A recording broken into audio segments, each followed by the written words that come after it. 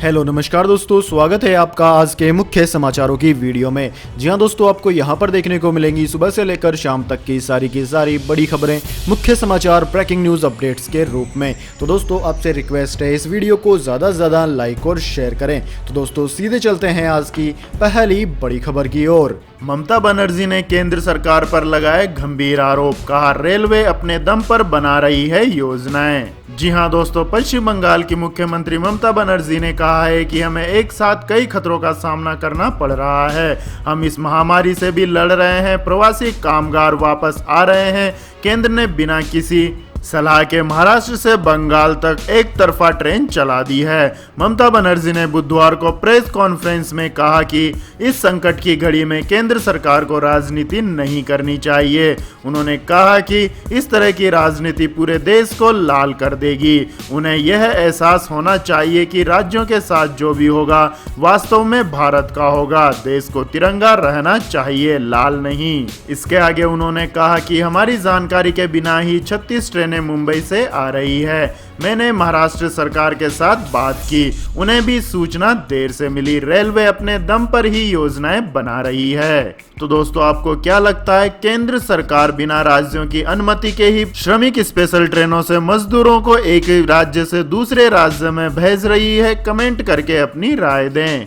इसके बाद दोस्तों रुक करते हैं अगली बड़ी खबर का। उद्धव ठाकरे के सरकारी आवास पर महाविकास अघाड़ी नेताओं की बैठक। जी हां दोस्तों, महाराष्ट्र में चल रही सियासी हलचलें तेज हो गई है। मुख्यमंत्री उद्धव ठाकरे के सरकारी आवास वर्षा बंगले पर महाविकास अघाड़ी गठबंधन की सहयोगियों की बैठक हुई, जिसमें मौजूदा घटनाक्रम पर चर्चा हुई। बैठक इस लिहाज से भी महत्वपूर्ण थी कि पिछले 2 दिनों से 2 बड़े भाजपा नेता प्रदेश में राष्ट्रपति शासन लगाने की मांग कर चुके हैं। मीटिंग में गठबंधन तीनों पार्टियों शिवसेना, एनसीपी और कांग्रेस के बड़े नेता शामिल हुए। तो दोस्तों आपको क्या लगता है, बीजेपी महाराष्ट्र में राष्ट्रपति शासन लगाने की कोशिश कर रही है? कमेंट करके अपनी राय दें। इसके बाद दोस्तों जानते हैं अगली बड़ी खबर। 31 मई के बाद 2 हफ्तों के लिए बढ़ सकता है लॉकडाउन, इन 11 शहरों पर रहेगा विशेष फोकस। जी हां दोस्तों, केंद्र सरकार 31 मई के बाद 2 हफ्तों के लिए फिर से लॉकडाउन बढ़ा सकती है। इस महामारी के संक्रमण की गति को कम करने के लिए बढ़ाई जाने वाले इस लॉकडाउन का स्वरूप अलग हो सकता है और इसमें पहले के मुकाबले अधिक ढील दी जा सकती है। गृह मंत्रालय के एक शीर्ष अधिकारी ने बताया कि लॉकडाउन का अगले चरण की भावना पहले जैसे लॉकडाउन की तरह नहीं होगी और ज्यादातर फोकस 11 शहरों पर होगा जहां इस महामारी के 70% मामले हैं। इन शहरों में 6 बड़े महानगर दिल्ली, मुंबई, बेंगलुरु, चेन्नई, अहमदाबाद और कोलकाता हैं। इसके अलावा पुणे, ठाणे, जयपुर, सूरत और इंदौर भी शामिल हैं। तो दोस्तों लॉकडाउन 5 के अंदर केंद्र सरकार किन किन चीजों में ढील दे सकती है? कमेंट करके अपनी राय दें। इसके बाद दोस्तों जानते हैं अगली बड़ी खबर। इस संकट के बीच इस राज्य ने उठाया बड़ा कदम, 47,000 लोगों को देगा रोजगार। जी हां दोस्तों, इस महामारी के कारण जब सभी सेक्टर्स में नौकरियां जा रही है और असंगठित क्षेत्र में काम करने वाले करोड़ों प्रवासी मजदूर भूखे प्यासे पैदल अपने घर की ओर लौट रहे हैं, ऐसे में तमिलनाडु से एक अच्छी खबर आई है। तमिलनाडु सरकार ने बुधवार को कहा है कि उसने 17 कंपनियों के साथ 15,100 करोड़ रुपए से अधिक के नए निवेश समझौते किए हैं, जिसमें राज्य में लगभग 47,150 लोगों को रोजगार मिलेगा। इसके बाद दोस्तों जानते हैं अगली बड़ी खबर। पीएम किसान स्कीम पर सरकार का बड़ा फैसला, 45 लाख किसानों को मिलेगा सिर्फ 4% पर लोन। जी हां दोस्तों, पीएम किसान सम्मान निधि स्कीम से किसान क्रेडिट कार्ड को जोड़ने के बाद देश के लगभग 70 लाख लोगों ने खेती किसानी के लिए सस्ते लोन लेने की इच्छा जाहिर की है। उन्होंने केसीसी के लिए आवेदन किया है। केंद्र कृषि मंत्रालय के अधिकारियों के मुताबिक इसमें से 45 लाख किसानों को किसान क्रेडिट कार्ड देने के लिए सैद्धांतिक मंजूरी मिल गई है, जबकि 25 लाख लोगों को केसीसी जारी कर दिया गया है, जबकि शेष को भी कार्ड देने की प्रक्रिया चल रही है। पीएम किसान सम्मान निधि स्कीम के सीईओ विवेक अग्रवाल ने बताया कि पीएम किसान निधि से केसीसी स्कीम को लिंक होने के बाद 70 लाख आवेदन कार्ड बनवाने के लिए आए थे, जिसमें से जल्द ही 45 लाख लोगों को कार्ड जारी कर दिया जाएगा। देश भर में भी 7 करोड़ किसानों के पास ही किसान क्रेडिट कार्ड है, जबकि देश में 14.5 करोड़ किसान परिवार है।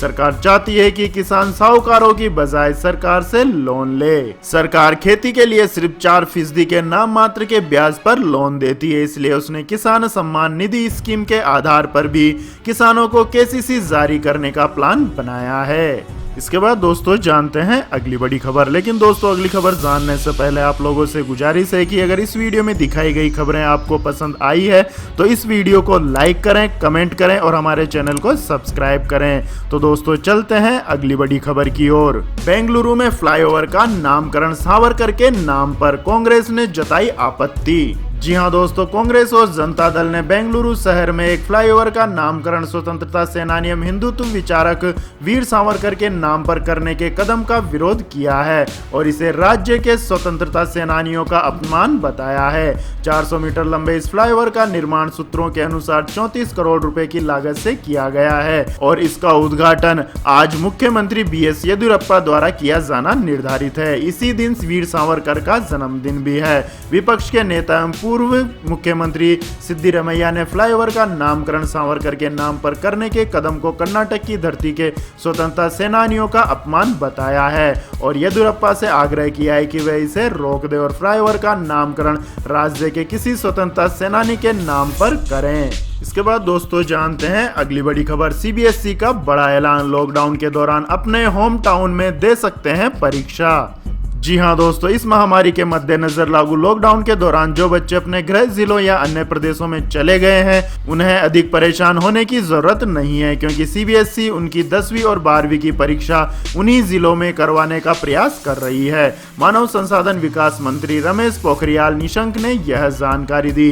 निशंक ने कहा है कि इस महामारी के संकट के कारण हजारों बच्चे अपने गृह प्रदेश चले गए थे।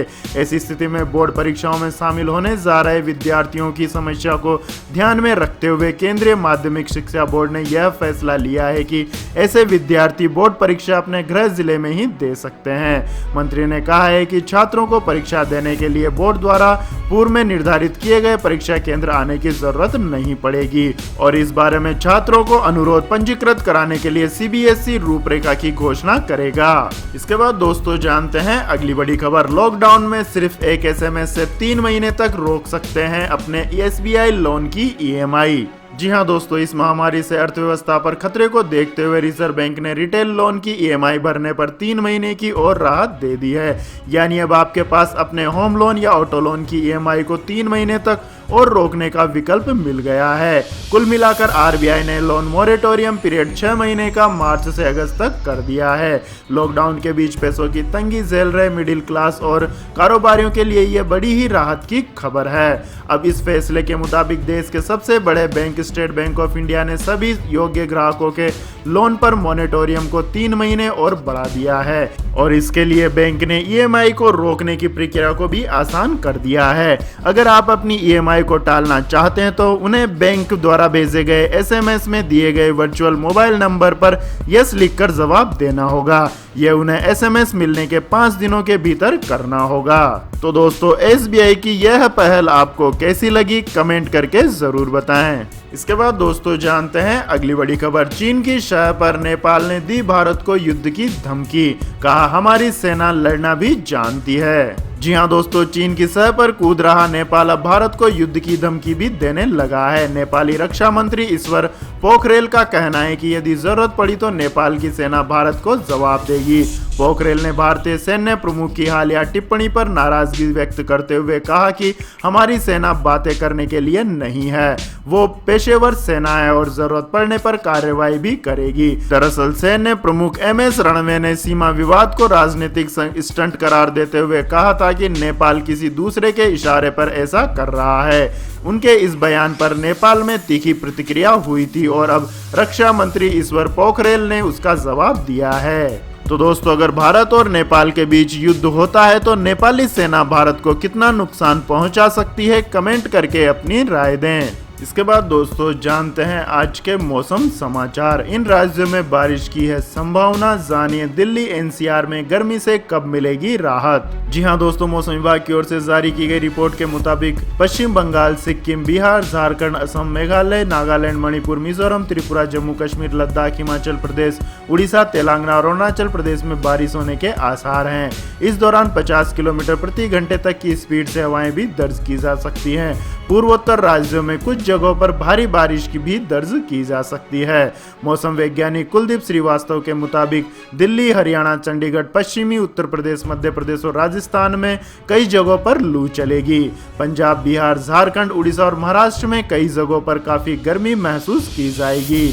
दिल्ली और आसपास के इलाकों में आने वाले दिनों में गर्मी से कुछ राहत मिल सकती है। एक पश्चिमी विक्षोभ सक्रिय हो रहा है, जिसके चलते दिल्ली में 29 और 30 मई को धूल भरी आंधी और कुछ जगहों पर बारिश दर्ज की जा सकती है। इसके बाद दोस्तों जानते हैं आज के पेट्रोल और डीजल के दाम। तो दोस्तों विश्व भर में जारी लॉकडाउन के मद्देनजर पेट्रोल और डीजल के अंतर्राष्ट्रीय दाम लगातार गिरते ही जा रहे हैं, जिससे भारत में भी पेट्रोल और डीजल के दामों में सरकार ने कोई बढ़ोतरी नहीं की है, जिससे डीजल और पेट्रोल के दाम अपने पूर्ववर्ती दामों पर ही बने हुए हैं। आपकी जानकारी के लिए बता दें दोस्तों, दिल्ली में 1 लीटर पेट्रोल का दाम 71 रुपए 26 पैसे है, जबकि 1 लीटर डीजल का दाम 69 रुपए 39 पैसे है। इसके बाद दोस्तों जानते हैं अगली बड़ी खबर। लॉकडाउन के बीच लगातार तीसरे दिन सस्ता हुआ सोना। जी हाँ दोस्तों, घरेलू बाजार में लगातार तीसरे दिन सोना सस्ता हुआ है। मई में 47,980 रुपए का रिकॉर्ड स्तर बनाने के बाद घरेलू बाजार में सोना अब गिरकर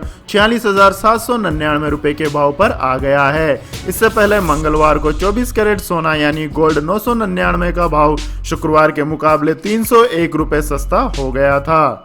दुनिया भर की रिसर्च रिपोर्ट की माने तो अगले कुछ महीनों के दौरान भी सोने में निवेश जारी रहेगा। ऐसे में कीमतें 54,000 रुपए प्रति 10 ग्राम के स्तर तक पहुंच सकती है। इसके बाद दोस्तों जानते हैं अगली बड़ी खबर। लॉकडाउन के बीच एसबीआई ने करोड़ों ग्राहकों को दिया झटका, एफडी पर ब्याज दरों में की भारी कटौती। जी हां दोस्तों, देश के सबसे बड़े सरकारी बैंक एसबीआई ने एफडी पर ब्याज दरें घटाने का फैसला किया है।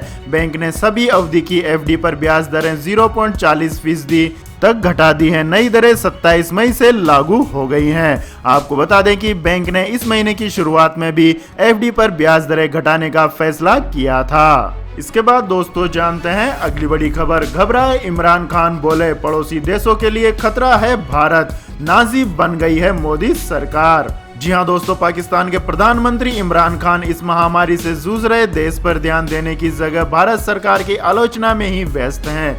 इमरान खान ने एक बार फिर ट्वीट कर मोदी सरकार की नीतियों और पड़ोसी देशों से उनके रिश्तों पर विवादित बयान दिया है। इमरान खान बार बार विश्व समुदाय से अपील कर रहे हैं कि भारत आतंकवाद के खिलाफ कार्यवाही का बहाना बनाकर सर्जिकल स्ट्राइक या एयर स्ट्राइक जैसे कदम उठा सकता है। हालांकि विश्व मंचों से समर्थन न मिलता देख अब इमरान खान ने भारत के पड़ोसी देशों को बरगलाने की कोशिश की है और इमरान खान ने एक ट्वीट के जरिए कहा है कि हिंदू कट्टरपंथी मोदी सरकार अपनी विस्तारवादी नीतियों को नाजी जर्मनी की तरह लागू कर रही है। ये भारत के पड़ोसी देशों के लिए खतरा बनती जा रही है।